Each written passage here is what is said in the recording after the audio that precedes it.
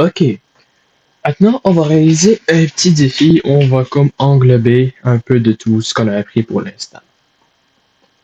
Ce qu'on peut faire, c'est qu'on peut faire une calculatrice basique. Il faut d'abord qu'on essaie de décortiquer à peu près comment ça marche. Ensuite, bien qu'on va voir un premier nombre et un deuxième nombre où il va avoir quelques opérations. Là, on va utiliser quatre pour l'instant, genre l'addition, la soustraction, la multiplication et la division. Puis c'est à peu près tout ça et ça va nous donner un résultat. Eh bien, puisque le premier nombre et le deuxième nombre peuvent être n'importe quoi, on peut utiliser la fonction input, vous vous souvenez? Où justement l'utilisateur va pouvoir choisir quel nombre additionner avec quel nombre soustraire, etc. Parfait. On va commencer donc par déclarer notre premier nombre, number 1, est égal à, on va dire integer cette fois, on va juste travailler avec les entiers pour l'instant. Donc int, input, puis là, on va juste dire put the first number. Donc,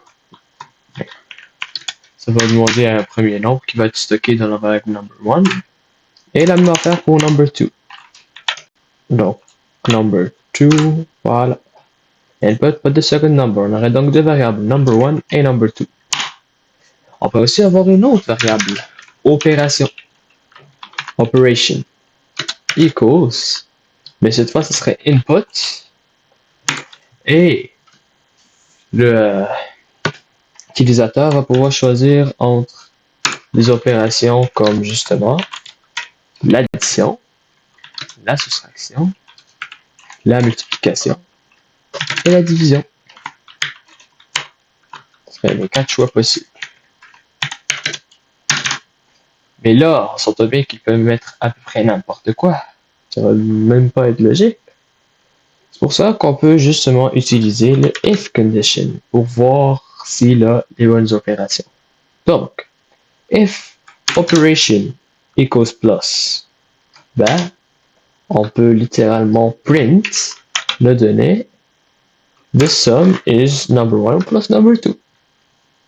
Aussi simple. Mais là, on se trouve qu'il y a trois autres choix, donc il faut donner aussi la logique pour ces choix-là. Donc, elif operation, non, elif operation equals minus, print the difference is the même. Même affaire encore. Elif operation multiply, multiplier les deux nombres. Elif division, diviser les deux nombres. Sinon, on peut justement invalid operation. Aussi simple que ça. On vient de faire un système basique de calculatrice, juste là. On peut même l'essayer.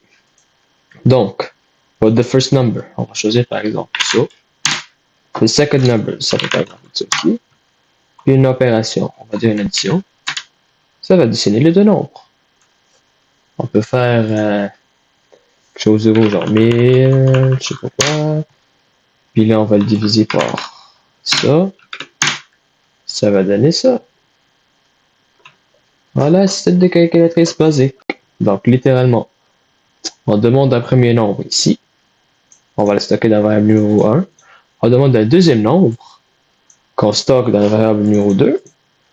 On demande aussi une opération, donc addition, soustraction, multiplication. Puis là, on check pour chaque valeur de l'opération. Si on a donné une opération d'addition, ben fait l'addition entre le numéro 1 et le numéro 2.